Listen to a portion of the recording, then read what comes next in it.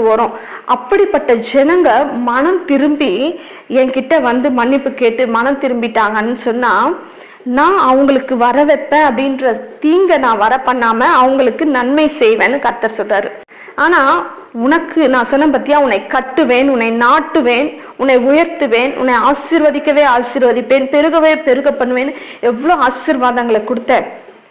அத நீ சரியான விதத்துல யூஸ் பண்ணிக்கலனா, நீ தவறான வழியில போற, இது உன்னோட காரியம் கிடையாது, இது என்னுடைய தீர்மானம், நீ போற வழி என்னுடைய தீர்மானம் கிடையாதுன்னு நான் உனக்கு 1000 வாட்டி சொல்லியும் நீ மனம் மாறலன்னு சொன்னா, இந்த குயவன் என்ன பண்ணா, அந்த பாத்திரத்தை வேற பாத்திரமா வணைஞ்சிட்டான் இல்லையா?